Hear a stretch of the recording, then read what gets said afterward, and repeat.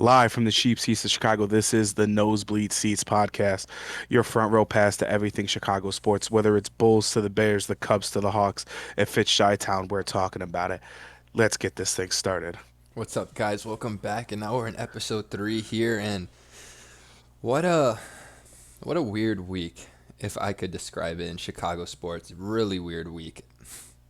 Yeah, this is a week that, listen, let's just get started with it. The Bears game really threw everybody off. I'm expecting the Bears to do good, the Hawks and the Bulls to be mediocre at best. And this week, I don't know if it's because Halloween's this weekend or it's just whatever's going on, but Chicago sport, there's a lot to talk about. So let's get started, like we always do, talk about our Bears. This is Pilot. I don't know about you, but this was a loss I had coming. And I think in the predictions, I said if Lamar doesn't play, we're going to win this game. And Yeah, this was a very much a winnable game. Even with the whole Lamar Jackson situation, they Ravens were saying he was a full participant on Friday. Then they changed it that he was practicing with the backups.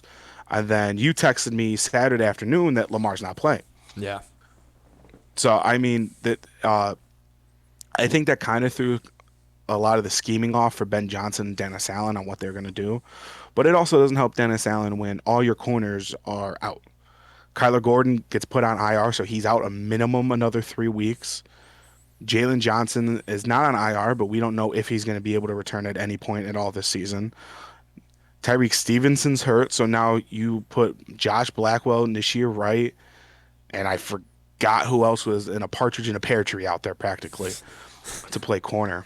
no, it was. You can tell what we were missing everyone on defense, and it wasn't even funny. We made Tyler Huntley look like Lamar level quarterback for the Ravens, and that's just because the fact of he was able to do whatever he wanted because we basically just had a whole B squad of a defense out there. Well, yeah, and not even that. The kickoff, Dominique Robinson hurts himself. He's out for the game. Shamar Turner tears his ACL later in the game. It's not that big of an impact, but But that's another D lineman you're out, especially with all these injuries. These are things you can't afford. And despite the injuries, the Bears, the first drive looked amazing. Couldn't get a touchdown, so have to settle for a field goal. Second drive on offense, couldn't score another touchdown. Got to settle for a field goal again. And it's been a problem all season is we're settling for field goals as the problem. We're not converting these long, successful drives into touchdowns, which is what needs to happen for us to win. yeah, But it doesn't help, like you said, this defense thrives on takeovers and takeaways and stuff. There was none. There was no effort of it. Kevin Byard, I thought had an interception, and I thought it hit him in the hands. Evidently, the ball was tipped and he couldn't get to it. But it felt like I don't know if it was just me or if you saw it too, but it felt like the Bears were just going out there, like going through the motions of a game, not really wanting to win. They're like, if we win, we win. Great. If we lose. Great. This was a big game that if you win, you not only match your win total from last year, you're on a 5 game win streak. That's a big thing in the NFL. That's a big momentum mover, not only for you and your team, but also going up against other teams. That's something that gets in their head. no, yeah, and it was such an off day. I mean, in Baltimore, it was really off, and just nothing was going our way. And I think you put it perfectly. They just went out there just because they get paid to be out there. There was no love for that Exactly. game. There was no urgency. There's no we have to win because the NFC North is so tight. We have the Lions and the Packers are leading not just the NFC North, they're leading the league. So if you want a chance of winning, you have to be one of the best in this league and you have to continue to win. And they just screwed up for themselves. And now the conversation we went from last week, we were talking about it. Are they good to now it's just, are they even, you know what I mean? Like, they're mediocre and now everyone's talking about trading the next players because they couldn't get the job done in the biggest game of the season so far. Yeah, and here's the thing. I think this loss is a good thing. A lot of people looked at it. How are you going to say this loss is a good thing? That's a loss. You're 4-3. What happened last time? We were 4-3. We lost 10 straight. This 4-3 team feels a lot different than the 4-3 team we saw last year. I mean, here's the thing. Coming off this week, you go into Cincinnati, who got upset by the Jets. That was a I thought I would never see that. I thought Cincinnati with Joe Flacco, they were gonna look real dominant. It was gonna, and that's what it looked like from the beginning. And then Justin Fields and the Jets, Aaron Glenn, they stepped up and they ended up winning the game. But to transition back to the Bears real quick, my whole point was is this is a loss that the Bears needed. It resets their ego that listen, you're not a top tier NFC team yet. Keyword there is yet. They have the components, they have the play calling, and I think they have some of the players to be able to be a top 5, top 10 NFC team.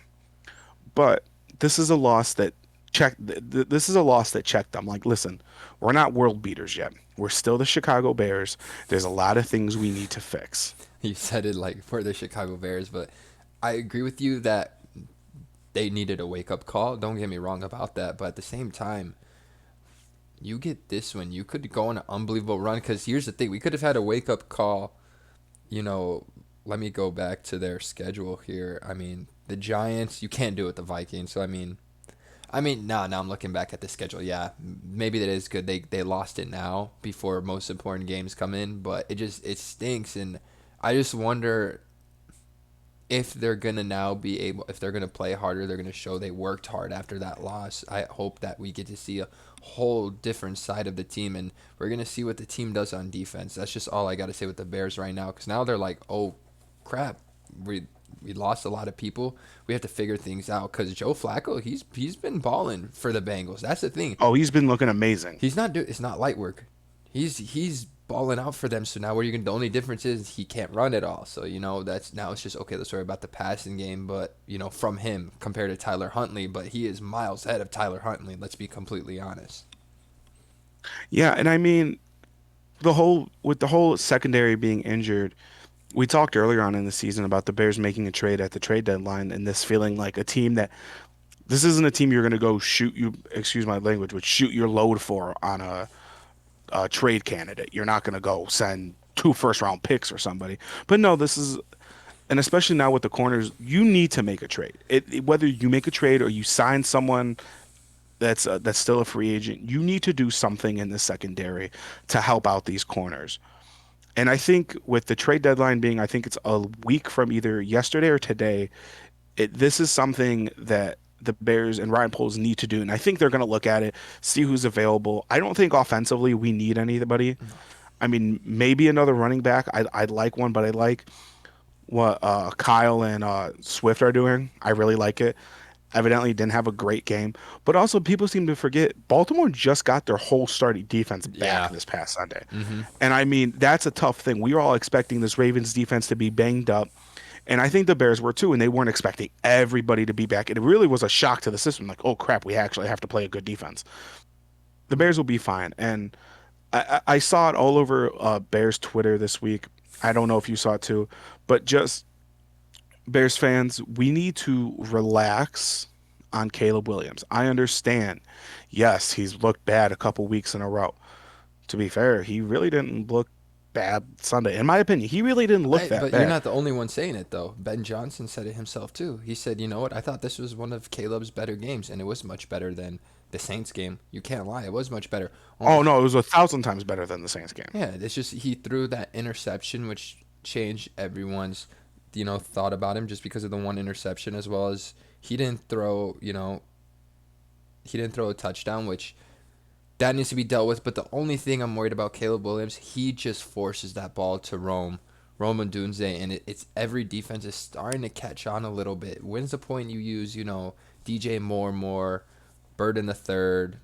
It's just more. I would Well, love to see him mix it up more and understand the playbook of more than just one player. A little, in my opinion. In my opinion. yeah, no, and I 100% agree with you. And here's the thing: a lot of quarterbacks have their more reliable target. We saw that last year, especially with Keenan Allen, was that veteran guy or just that solid guy that Caleb could always rely on the throw to and would catch the ball. I love Rome Odunze. I think Rome Odunze is going to be a great wide receiver in the NFL. He needs to catch the ball. That's something that needs to be worked on. And we talked. It was brought up a little bit of an issue last year, but we all just shook it off out his rookie year.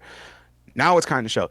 Yes, yes, there were a lot of balls that were either ahead of him, caught him by surprise or behind him. But when a ball, I was raised. At least this is how I was taught when I was learning how to play football, and even when I was playing catch as a little kid. And it isn't just football; it's baseball, whatever. If a ball hits here, I know I what have a you're gonna football. say. I I know have a what you're football gonna next to say. me, so I'm gonna use this as an example. If a ball hits your hands, it does not matter. You have to catch it. If you are going to put some sort of an effort, so here, I'll throw a pass like this and I drop it, that's on me. That's not on my quarterback.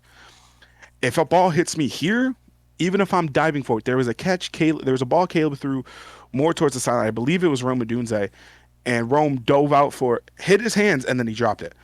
I understand that's a hard catch to make, but you were drafted in the first round to make those types of catches. You have to make those catches, especially as a wide receiver in the National Football League. Has to happen. I'll say this though, the interception, that's just a great play by the corner. Oh, it was. I mean, I believe it was Nate Wiggins that had the interception. That listen, that's a perfectly thrown ball. That's a great play by the corner. I wasn't even mad when Caleb threw the interception. I said, you know what? He's human. And that was the main thing. Everyone was complaining, well, he's not taking chances. Well, if he's not going to take a chance, why are you even? I'd rather him throw picks and take chances than be conservative and just throw checkdowns. Okay, well, you can't get mad at him when he does take a chance on a great play, and it's a better plays made by the corner. You can't get mad at him for that. I think he had a I think an okay game. And everybody wants to go to, I want to go to, if we can talk about it real quick, the catch DJ Moore made at the end of the game. First of all, what a fucking catch. I don't know if it was on the Sports Center top 10. I doubt it was. That should have been at least 10 or 9 on Sports Center this past Sunday. But to go to in that drive, it's the end of the game. Listen, just trying to get some points. Got a minute left. DJ Moore's either A, got to go out of bounds, or you got to be quicker with that sequence. I didn't like that last sequence at the goal line, a sneak with Caleb, a run. Listen, Baltimore was all over that this week. Yeah. And then on second down, you throw the little, I think it was an out or a stop route, like a half a yard short of the goal line. No. Oh my. And then fourth and goal, trying to score a touchdown here. Caleb, from the TV view, the broadcast view, it looked like Caleb was just throwing it nowhere. Yeah. I was like, what the fuck? That's a terrible throw. Like, come on, man. Like, I'm defending you as much as I can. I want to see you succeed. I think you have the talent to succeed. But when you make plays like that, it's hard for me to do it. I had to stop, think about it. And then I went back and watched the All 22 film. I believe it was yesterday. I watched the All 22 film. You can see when Caleb goes to throw it, Roquan's sitting in the middle, and he wants to put it kind of more off on the side of Roquan's shoulder. DJ Moore just stops. It looked like the route concept, or what Caleb was looking for, was for DJ to keep running, and I believe, yeah, the continue through it Yep. of the route, and it looked like DJ just stopped. So I mean, other than that, I mean, he passed. What did he pass for, Danny? Did he? He It had was 200, almost 200. I literally just had it up. 285 yards. 285 yards. Listen, I wait for times when a Bears quarterback would throw for 285 yards a game. Are you fucking kidding me? I grew up with Cutler, Cutler had his 300-yard games at times, but where he'd throw for 240 yards and it'd be 4 interceptions. Justin Fields ran for 250, threw for 160. Mitch Trubisky, okay, maybe a big game here and there. Caleb's consistently doing that. Yes, he's going to have off days. We as a fan base, I think it's hard because the Chicago Bears have never really seen a quarterback develop. Mm-hmm. I was having this conversation the other day with somebody. I mean, when, if anybody can think of, I can't think of anybody. The last time we saw an actual quarterback for the Chicago Bears develop, Rex Grossman didn't develop. Kyle Orton didn't develop. When by the time we got Cutler, he was already developed, and we gave him fucking 18 different offensive coordinators. Trubisky really didn't have time to develop. He was in between 2 head coaches. Same with Fields. He didn't have time to develop. He was between 2 head coaches. And Caleb's first year, yeah, 3 different fucking offensive coordinators. So what the fuck? You finally give him a first of all, an offensive minded genius and coach. There's going to be mishaps. It's too early to give up on him. And all the people that were willing to give Justin Fields 5 years to develop, you're not going to give Caleb Williams a year and almost a half. Yeah, it's just it's overreacting. I mean, from the Yeah, fans, and it really it's is. People want to just, and you see now I mean, I'm not gonna discount him now, but he is struggling with the Jets right now. I'm gonna be honest. I was one of those people at first was like, why didn't we keep Fields? I like the decision of having Caleb Williams. I think he's gonna be great. He does need time. He's still growing. I mean, you've seen players like Sam Darnold, Baker Mayfield. How long did it take them? Baker Mayfield was the number one pick. Let's not forget about that. And yeah, it took him some time, and look how great he is now. Who says that can for Caleb Williams? And not even just that time frame, because you might go, that's too far away. It can happen within this year, where he makes the progression. Then next year is insane. So I agree with you. Just exactly. give him some time when he understands. So him and Ben Johnson fully click in the game plan when it's and also like just not just quarterback, just for the whole team. When everyone's healthy or most the team is healthy, you have a different squad. We're the number one in Yeah, takeaways. Then we had a lot of players go missing from literally from that Saints game to the Ravens game and then within the Ravens game. So when the whole team is healthy, this is a scary team, and I still think this is a good Bears team. There's one place away from the playoffs, I think, from the wild card, aren't they? At the moment. yeah, yeah. They are the second team in the hunt for a wild card spot as of Monday night. And the other thing is too is as we transition into talking Bears Bengals here, Caleb's still listen. Everyone has huge expectations. Oh, sorry. Oh, the Bears like we're gonna make the playoffs now. We're 4-2. Listen, I just want a Bears quarterback to throw for over 4,000 yards. That's all I want. And to be the first Bears quarterback to do that and continuously do it. Don't just have one year where okay, you make it 4,011 yards. Okay, you barely got 4,000. But if we're competitive, as long as our quarterback play is good and the Bears are competitive, I consider this season a win. I want to see them succeed, obviously. But let's see what we can do. It's still early on. All right. And now, kind of going into Bears Bengals, this is a game you have to win. Now, this is a must win game. And it's still early on. You're looking at me saying, David, what the fuck are you talking about? Must win game. If you'll be lucky to make the playoffs. We will be. But if you want a confidence booster game, this is it. Caleb Williams is already 1,600 passing yards. He's got 9 touchdowns to 4 interceptions. These numbers have to go up. And I think against Cincinnati is a great opportunity. I think the Bears are going to win. Vegas has them opening up as 2.5 point, as of right now, 2.5 point favorites. Over under set at 52.5, and the Bears money line at -150. This game is in Cincinnati. Cincinnati is not an easy place to play. It's a very tough place to play. And that Cincinnati defense is healthy, or at least a little bit of it. I don't know if Trey Hendrickson's going to play, but that's another key factor. Bears offensive line has been playing good recently. You got to get the run game going. The run game is going to get the pass game going. The pass game is going to get the defense some confidence. You can't have the defense on the field all damn fucking game and expect them to not be tired. So, keys to the game this week. Listen, offense needs to click. There needs to be better play calling. Stop with the fucking penalties. My lord. We are the most penalized team in the fucking NFL. And Oh, I truly believe it. I believe by statistical facts we are. The problem is and it's a momentum killer. It kills all momentum. You got a good drive going. Oh, we got a penalty. Okay, now we got to back up. Listen, penalty. It doesn't matter if the refs are trying to fuck you. I personally don't think they are. But there are some very questionable. But yes, I know you're looking at me because I saw you posted on Twitter, and I agree with you. That should have been illegal hands to the face. That even the CBS sorry, broad broadcast crew was saying the same thing. How is it not? It 100% should be. I don't disagree with you on that.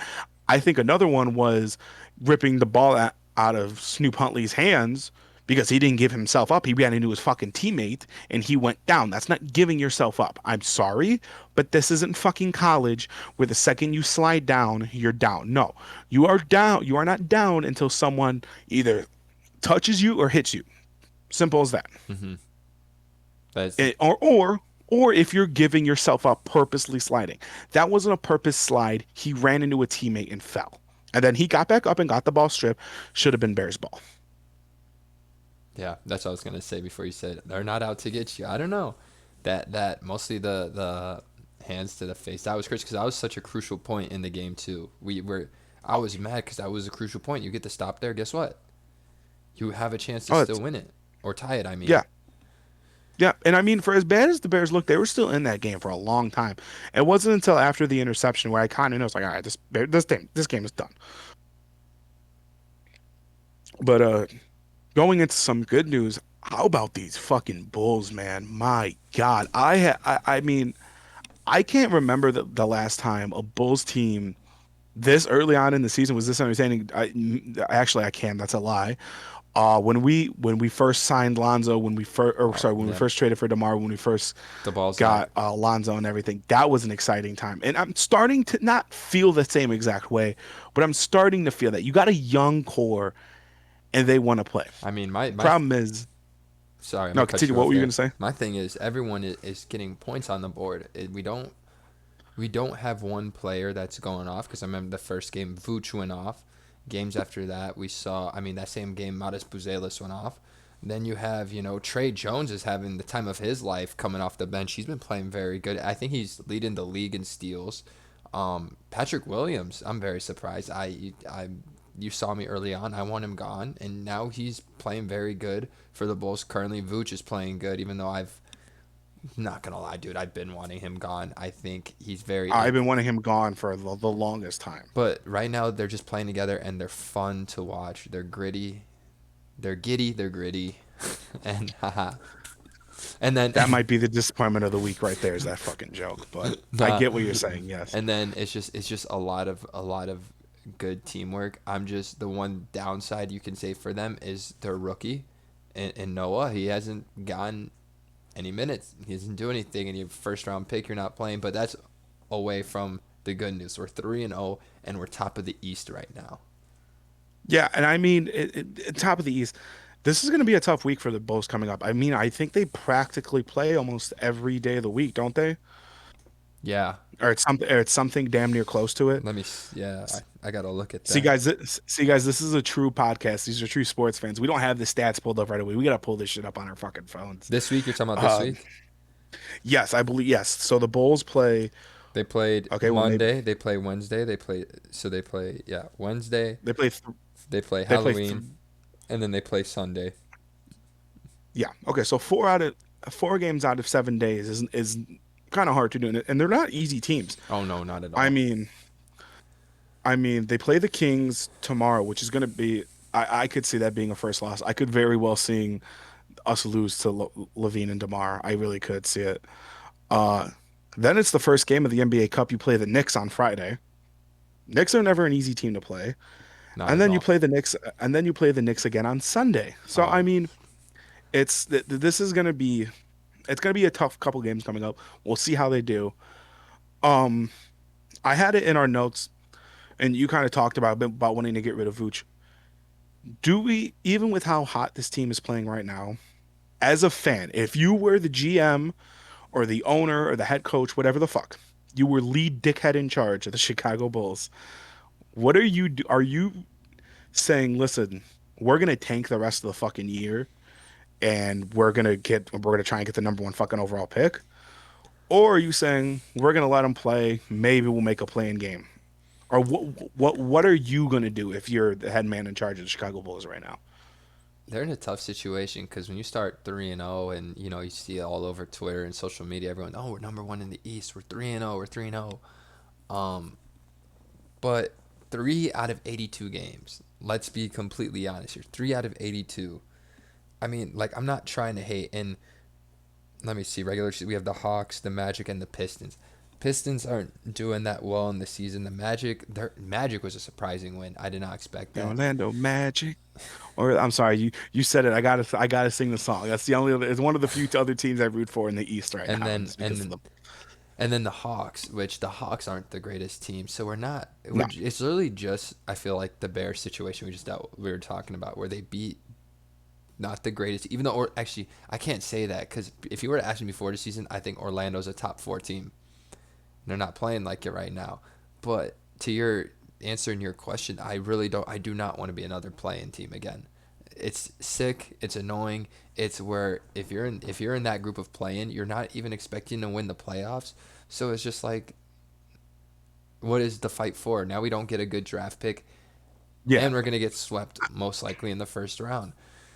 I would have loved to see the rebuild, but if you're going to continue winning, if you go to New York and you take one of those games and whatever, if you go win, if you win against the Kings and you win at least one of the games against the Knicks, you know, there's not really much you can do in the trading for right now. I mean, I said I would trade Kobe White, see what he can give you, see what Vucevic is playing great right now, see what he could get you. Because let's be honest, we know him, we've had him for years. He's going to start strong and then he's going to start to die down. Right now, Yeah, I would like to somewhat see a rebuild with, I said it before, give me Giddy, Buzelis. Honestly, those two are my main guys I want to see still there. Um, I mean, you if don't you want to go, see Io. I don't want to see Io go. I mean, as an Illini basketball fan, I don't want to he's see been Io balling. go. He's been I balling. know I know how special he is, but at the same time, I'm also the guy that wanted the Bulls to draft Kofi Coburn because I thought he was fucking amazing. I mean, Io's doing his thing. Let's look at the point. He averages 16.7 points per game right now, currently. 3 rebounds, 2 assists. He's doing his thing, and who surprised me really is Trey Jones. 13 points, 8.3 assists, 3.3 steals. But I would, if Io's continue to play good, because I think last year he was injured most of the year, or he wasn't healthy. Something like that, It was yeah. something like that. So we didn't get to see the best of him. So I would like to see what he does, because I was a fan of Io when he came to the team. I love it when they get a guy from, first of all, born in Chicago, goes to Yeah, school, another goes to college in Illinois for the Illini, and then you come to Chicago Bulls. I love stories like that. So I would love to see him yeah, stay. But I'm saying your main two people to rebuild right now, Josh Giddey, Modest Buzelis. Let's be completely honest here. They're the best two players on the team right now. Even though Vucevic has the most points, he's nothing without Giddey's playmaking. Buzelis is scary. When he goes off, he's gonna go off. If people forgot about this before that G League season, I forgot who was picked number one in his year. Whoever that was though, he was the first. He before the season started that year, hmm he was supposed to hmm be the number one pick. He was projected to be number one. yes. So You 100% are correct on that. Yes, he has talent, and that's the guy I want. That's the main guy, and I'm hoping to see him ball out more. After that first game, I was very happy. 21 points, and he's been balling, and he's just so fun to watch. But if for me, I would like to see a rebuild still. I don't think it's gonna last. I think this is a 3 games. Oh, nice, we won 3 games, and then now reality's gonna hit us. Either it's gonna be the exactly. Kings game, it's gonna be the Knicks, and I would like to see somewhat of a rebuild. I mean, listen, I've seen many rebuilds for many Chicago sports teams. It takes a while. Start this fucking process now. And listen, I said it when we did it for the predictions for what we want the most. Just make it entertaining. Yeah. Just be entertaining. You don't have to go out and win every game, but I want to see Buzelis post or somebody. And by the way, him and Vucevic's conversation about him getting his first poster might have been the funniest fucking thing I've heard in a while, and that was true comedy. Uh, but no, I just want to see the Bulls be entertaining. I mean, I'd love for them, like I said, blow this fucking team up. Go and get a couple first round picks. See what you can do. I mean, what do you have to gain by winning? Like you said, it's not like we're gonna make a fucking NBA Finals run, and if we do, and I'm wrong, may God strike me right now. Like the fuck, but let's just make the season entertaining. It's Yeah. obvious, like I said, way too early. We're 3 games in. We have 79 fucking games left. I guarantee you, in 2 weeks, we're gonna be talking about how I want to shoot myself in the head watching this Bulls team. Yeah, and I agree with you. That's what I think it's going to be too. We're not going to win NBA. Let's be completely honest. We're not winning an NBA championship. We're far from it. Not, We'll be or lucky we make it far in the NBA fucking cup if we're being honest with ourselves here. yeah, let's be honest. And like you said, if we're wrong, we're wrong, and I'm very happy. I would love being wrong. I would. I support this team, except Yeah, they've brought me a lot of pain, and I know what it's like. I just don't want to be another play-in team where we get a pick that's later in the rounds and we can't get the guy we really want. You know what I mean? exactly. And I mean, speaking of pain, let's transition over here to college football. What the fuck happened? Northwestern, what? Why? I mean, I put so much faith in you guys. Go back. If you haven't watched, first of all, last week's episode, please go watch it. I put so much faith in the Northwestern. I said if they win this game, they deserve to be ranked. They didn't deserve to be in the fucking game, to be honest with you. I'm watching this. We have guys dead in the backfield when we're on defense, and we can't fucking finish a tackle. We're making Patrick Mahomes jerk off look alike fucking look like, and he looked like shit. but we made him look like a fucking NFL starting quarterback. What the fuck? I don't understand. And Northwestern came back. It was Northwestern came back for a little bit. I was like, okay, cool. They're gonna do something. Nope, lose the fucking game. Get my fucking hopes up for nothing. I said, okay, it's one Chicago team. All right, let's see what Illinois does. Illinois gets fucking. I don't even want to listen. That's a game that there's very few games this college football season, and I wish I did not have to spend my Saturdays watching. The Illinois game is definitely one of them, most definitely one of them. And now the thing is, now they're both out of playoff contention. They're neither away in hell either one of them makes playoff. Now you're looking at maybe a good bowl game. Maybe you make a I don't even know what fucking I have to look at what the fucking bowl games are. But I mean, let's just look at hold on. Holy fucking shit. This is I'm sorry, but as we're recording, the Hawks are on let win Did you before see we my started. reaction? Did you see my reaction when I went like this? I just Yes, looked at the score too. I just the, looked at the it. Hawks are up 4-3. The Hawks are now up 7-3 with 5:50 left in the third. What the fuck? Okay, at some point, pilot. At some point, I might just have to pay for CHSN and just do the fuck or do a bullshit free trial. And one day, if they were playing on a Tuesday or something or during Christmas break, we got to do a live stream of a game. Bro, I just say we do it. We go down to the stadium. I'd love to go to NHL game. See, I'm 100% down with that. I actually, I'm down to just get mics, did the little bullshit DJI mics, clip them onto ourselves, go interview some fans, and just record ourselves having fun. I think that would be either a great TikTok or like a great little side quest, like of a YouTube video. But to, I'm sorry that this Hawk score caught me so off guard. Oh, me This too, fucking buddy. Hawks But it's team, great. It's great. this I love it. oh, this fucking Hawks team is just wow. And we're gonna get into them soon. But to go back to Let's go back to the bad stuff first. yeah, fucking sadly. To go to let's go look at Illinois' rest of the schedule. They got 4 games remaining. You play Rutgers this week at 11 a.m. Okay, 4-4, winnable game. Hmm. Okay, say you win that out, you're 6-3.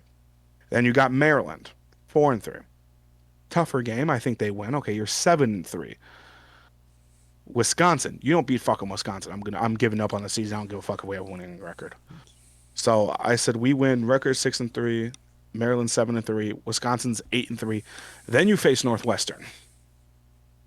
Both of these teams have a good shot at when they face at the end of the year in Champaign at being 8-3. I think Say one Illinois. of them goes. I think Illinois wins it too. I truly do. I think Northwestern's quarterback is not good enough to win games, and That that's okay. He's got them farther. Listen, he's got them farther than I ever expected at this point this year. At this point, I thought they'd be looking to win 5 games at the end of the year. They're 5-3 with still 4 games left. So it's going to be interesting. But I think if either one of them want to make a bowl game, go to the Pop Tarts Bowl. I mean, realistically, go to the Pop Tarts Bowl. I want to see that Pop Tart mascot. I post about it on Twitter. I kind of post about it on Snapchat and stuff. And in our friend circle, I talk about it. The Pop Tarts Bowl is the most entertaining fucking bowl game there is. yeah, you're not I wrong. mean, You're not wrong. just watching the fucking Pop Tart rise from the fucking toaster dismembered was fucking amazing. Like pure comedy. And I said it before, and I said on Twitter, you can go back and look at it. And I said, or I might have said on Snapchat, I said, this is something that the European mind cannot comprehend on why this is so fucking entertaining and funny. But yeah, Northwestern Illinois, just do something. Win out. Win out so that if I go to the Northwestern Illini game at the end of the year, it's entertaining for me. Like I said, I'm not going to root for either team. I just want to go and watch a good old fashioned fun football game. Make it to that point. But talking about a team that did not disappoint, well, kind of disappointed because I wasn't able to watch good football. What? I was gonna say, how can you say they didn't disappoint you? They didn't even play. Exactly. So they disappointed me in not being able to play. Damn it. Notre Dame had their bye week this week. They play Boston College this week at 3. I think they confirmed their fucking time finally. Yes, play Boston College on ESPN at 2:30. This is a trap game. I mean, 1-7 Boston College. Listen, the rivalry's there. Just win, please. You need to win out. This is a trap game. Do not take this game lightly. You need to win. You need to win. You need to win out, but this is a game again, a trap game. I don't think it's Notre I Dame's rest don't. of the schedule. I'm sorry. I'm gonna cut you. I don't think it's a trap game. I think they're gonna bulldoze them. They're gonna have that off week, that bye week, and I think they're gonna come in and they're gonna just fuck them up. I do too. I truly think Notre Dame's just gonna fucking bulldoze this team. I truly do. It's at Boston College, I believe. Let me check to make sure. Yes, it's at Boston College. I think they're going to steamroll Boston College. I don't even think it's going to be close. But in general, you cannot take this game lightly. This is all has all the makings of a trap game. But speaking of Notre Dame's rest of the schedule, they play Boston College, then they play 5-2, then they play 7-0 Navy. That's a tough game. Even though Navy Notre Dame is a good rivalry, but it's never like really a good game that I can remember. That's going to be a good game. It's a ranked at that point Navy should be fucking ranked. If they go 8-0 and you're not fucking ranking Navy and at least at 25, bullshit. Yeah. But they play Navy at home. Then they play Pitt, who's 6-2, which the time's yet to be determined. Then they play Syracuse at That could be 2:30. trap. That could be a trap game. Syracuse usually is a tougher team to play, especially that late in the season. And then we end the year with Stanford. That's another game that at the end of the year I could feel that Stanford, they're not in playoff, if they're not in bowl contention, like listen, let's go ruin Notre Dame's fucking year. I could see that being a trap game. But again, I have Notre Dame winning out. That is 6-2, 7-2, 8-2, 9-2, 10-2. Notre Dame going 10-2, sneaking into the playoffs. That's a good take. That's a good take, and I'm not even gonna fight you on that. I agree. I think that's gonna happen. Um, I It's want to gonna talk. have to happen. Yeah, for you, or else, honestly, you may never come back on this podcast again. Or if you do, it's just gonna be a whole hour of you screaming into the mic, and I'm just gonna sit there and listen and be like, "Yep, yep, yep." It will 100% be there. If at some point if Notre Dame loses before making it to the playoffs, it's going to be just an hour episode of me bitching about Notre Dame. All right, now talk to me here. We talked about this team before. You said they're gonna lose. Indiana still bulldozing people. They just won 56-6. They're 8-0. Yeah, I sounded like a dumb fuck in that prediction. I saw the Indiana team that Notre Dame played last year, and I thought this was the same team. Evidently, it's not. I still have the prediction that they're going to make the Big Ten title game. They're gonna lose. I have that feeling. There's no way they go undefeated going into the fucking. Because first of all, you're gonna have to play Ohio Ohio State. State. You're Let's gonna have be to play honest. Ohio Let's State be in the Big honest. Ten title game. It's gonna happen unless Michigan wins, and then if Michigan wins, actually, that's a great question. If Michigan beats Ohio State at the end of the year, is it still Ohio State in the Big Ten title game? I believe it is, but I don't know for sure. Yeah, never mind. I was like, what are you talking about? They're gonna no Ohio State, the best defense in all of college football. Ohio State is a juggernaut that no one can beat right now, and it's scary. No one can score on them right now. I think Illinois No, was the last team. yeah, I think Illinois was the last team to score. Listen, I just prove me wrong, Ohio State. One of the few times I'll root for Ohio State in my life. Prove me wrong and beat Indiana in the Big Ten title game. But oh god, I sound like a jackass going back and watching. I'm like, yeah, that was fucking stupid of me. All right, now should we move on here to the next segment of what we were just talking about? Oh, can we finally talk about the Blackhawks? The one team that's giving me some sort of hope this week. That's what like. Well, you can't say the only team that's giving you hope this week. We were talking about the Bulls are 3-0, I and didn't say the only team that's giving me hope. I said one of the main teams that's giving me hope. The Bulls yeah, season is still very right, young. It's 3 games in.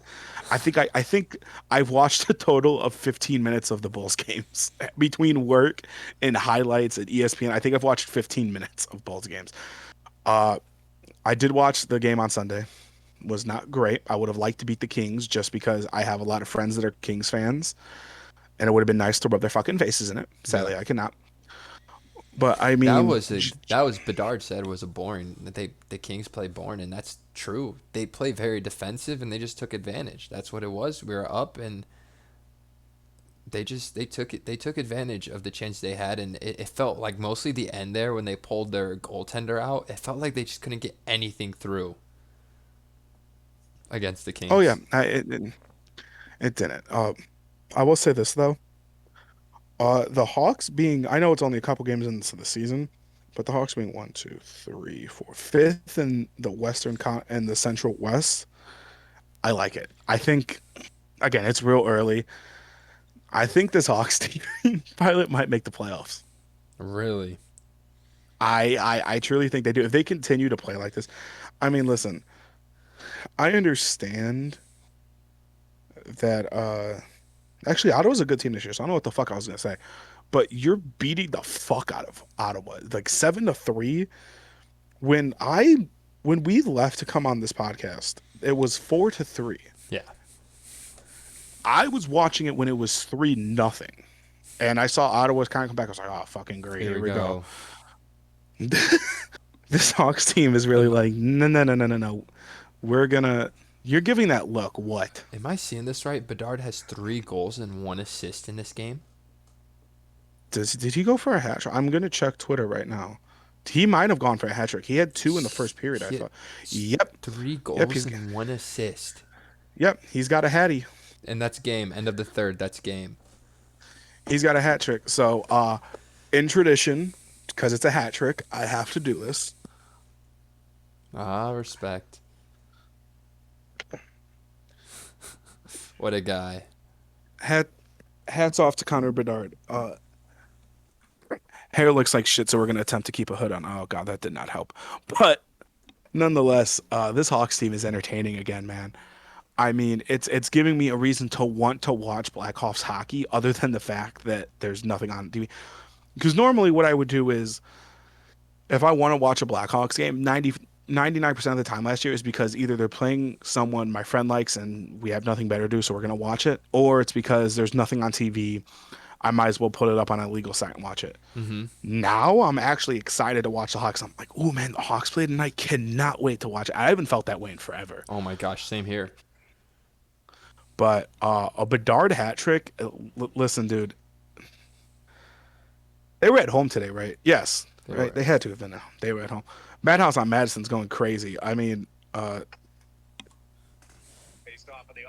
have the video up on my phone.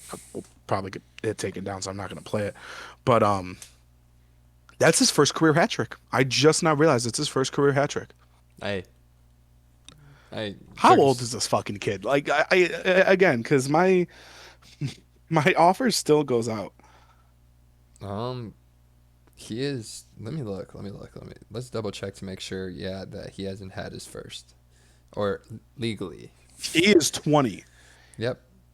He is 20. So next July he will be 21. Connor Bedard, my offer still stands, brother. Let me be the first one to buy your first legal drink in Chicago. Is this gonna be a I push? It's gonna be a hashtag now. Oh, let's get it trending on Twitter. I doubt we can.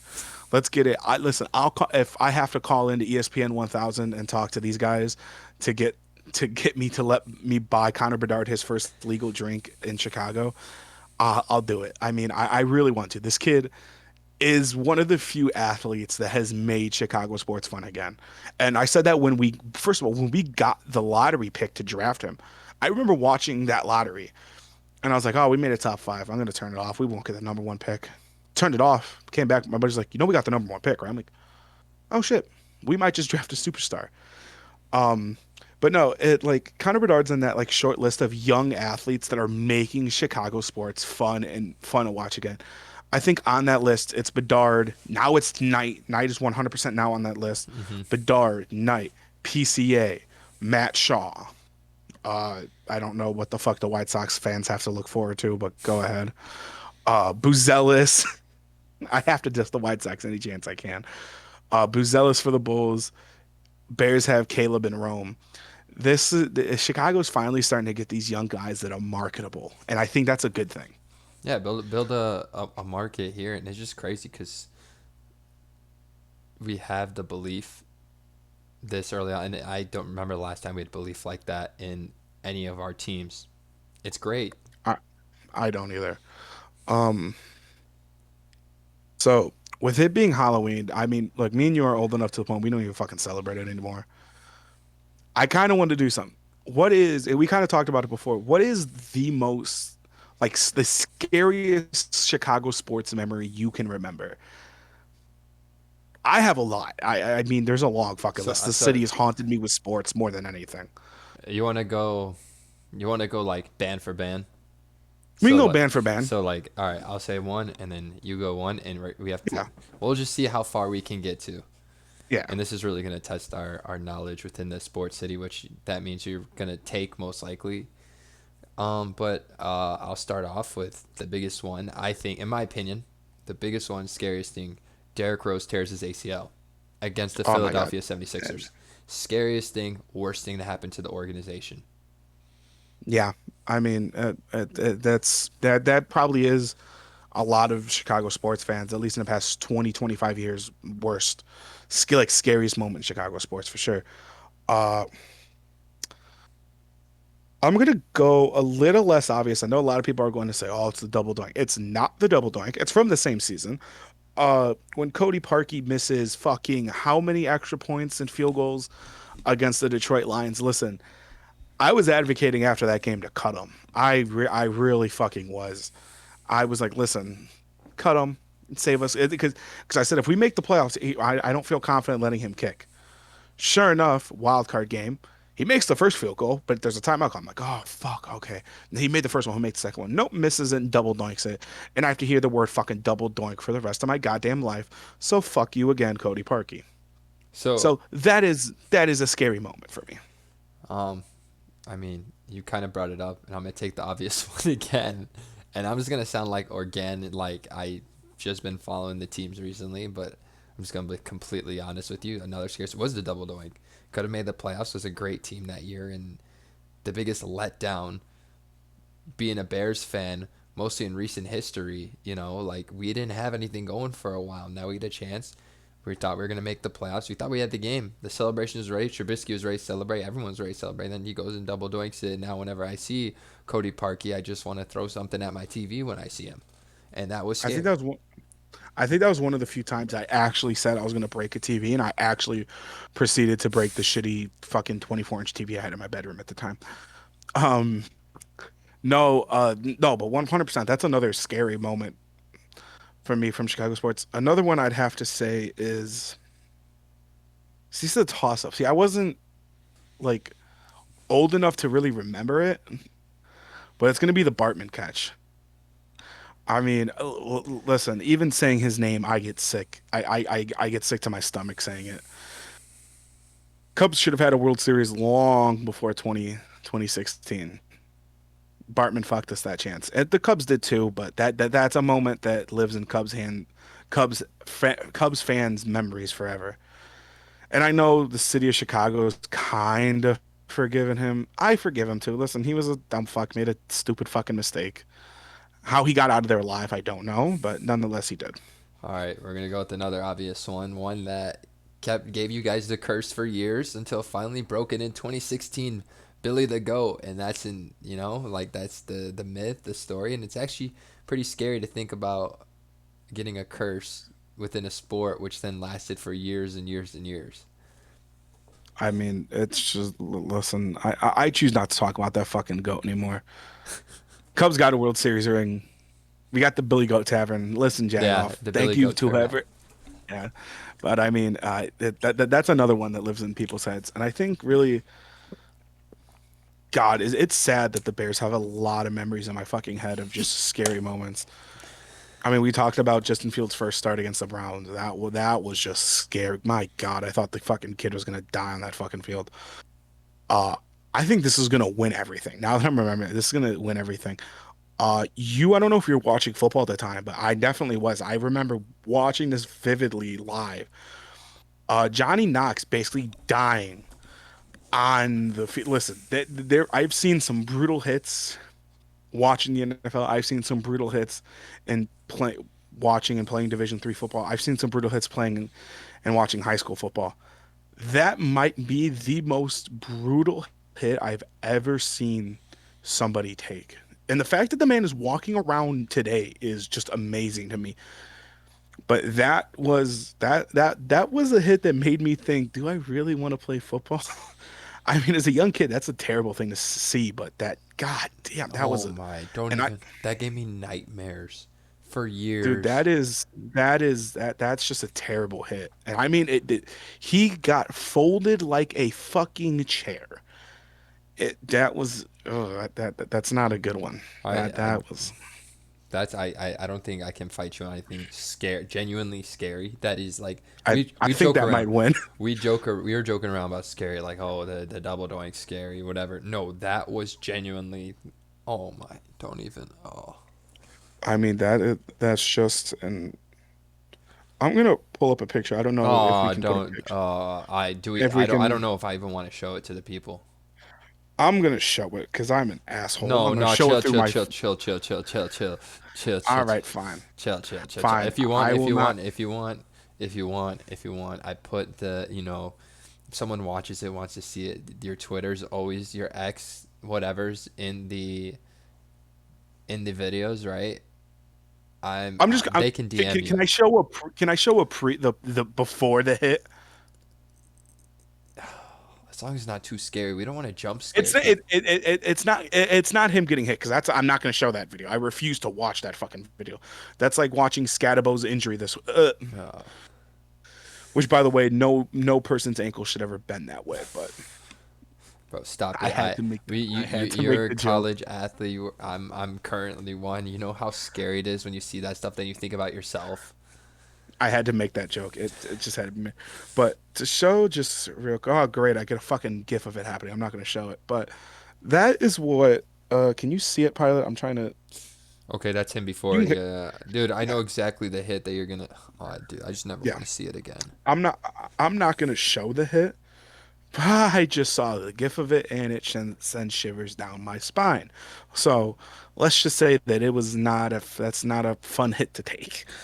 But that is definitely the most scariest memory of Chicago sports. Yeah. From there, I don't want to talk about scary stuff anymore. I'm actually kind of freaked out now. So, David, you can take away with your favorite part in the weekly segment. My favorite disappointment of the week. Listen, guys, you know the deal at this point. You get three nominees every week from me. Some of them, two of them are mainly going to be Chicago sports related. One of them is going to be random. I kind of want to give an explanation this week, Pilot. If you looked at our notes, you're kind of confused on what the third one meant. But number one, Bears defense. Got to do better. Got to do better. You can't just rely on takeaways. Yes, takeaways are a big part of the game, but if just because you can't get a takeaway doesn't mean you can't play like a top tier NFL defense. Got to do better. Northwestern. I said it before and I fucking ran. I'm not getting into it again. And then number three, Fanatics. Now, were you when you read that? Were you confused as to what the fuck I meant by Fanatics? Yeah. What do you mean with fanatics? What they do? Okay, so if anyone has ordered anything NFL, MLB, NHL merchandise in the past couple years, you'll know that it says run or powered by Fanatics.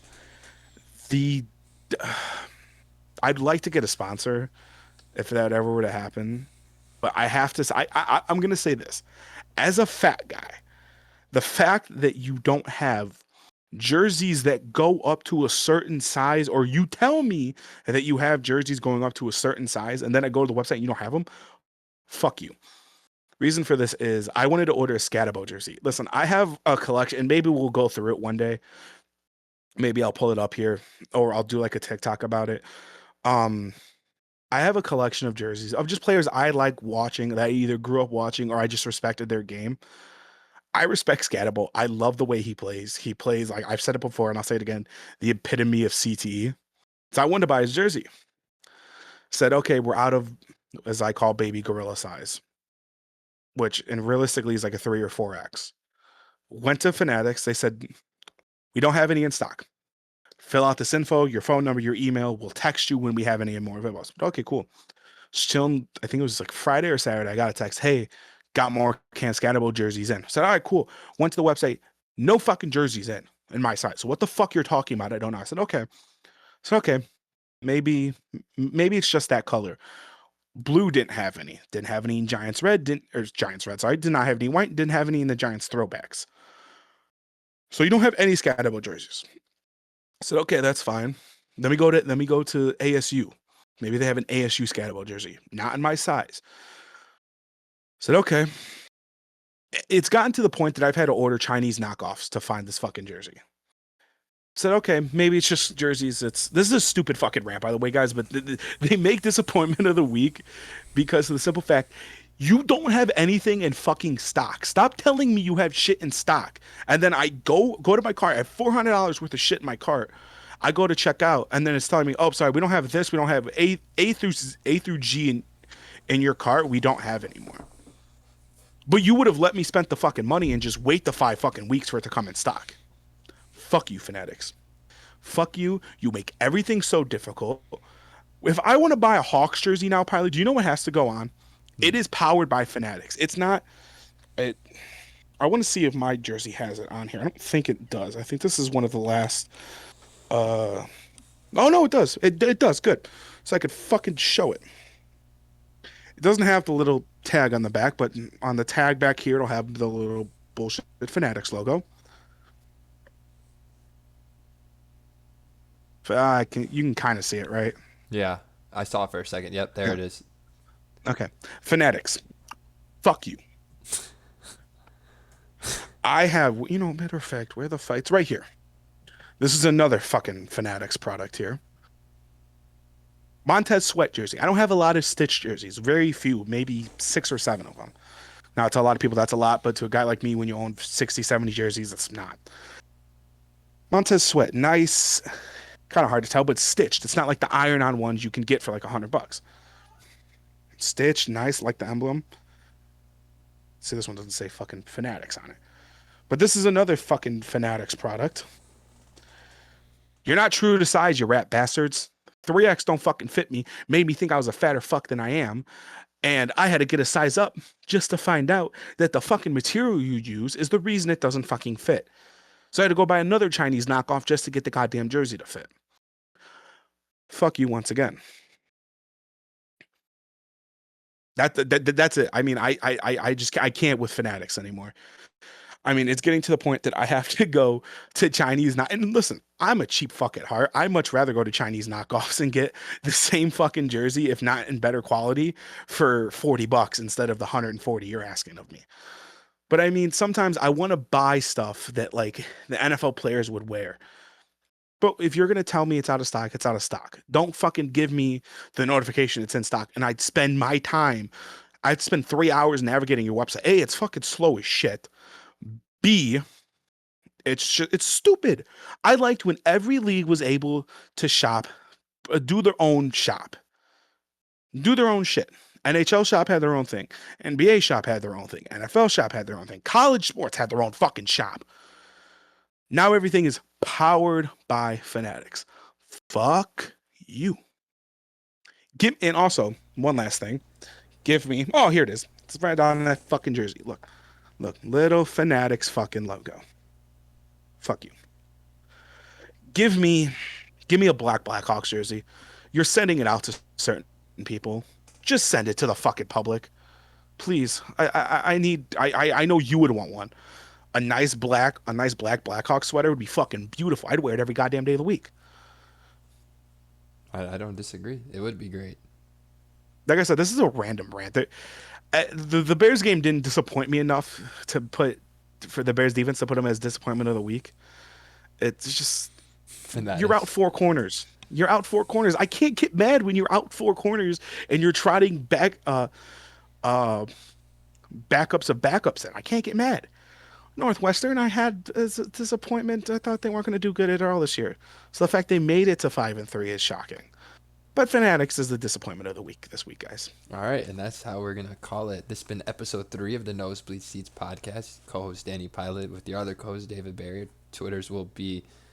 I'll edit it in somewhere in this video. Come give us a follow, check it out, and tune in every weekday. I think it's been on Wednesdays. I've been posting Wednesday or Thursday. I have to do better, but it Yeah. should be around Wednesdays. It should be Wednesdays every day. So check Wednesdays, Thursdays for new episodes coming out. Follow us on TikTok at the Nosebleed Seats podcast also, and hope to see you guys here next week.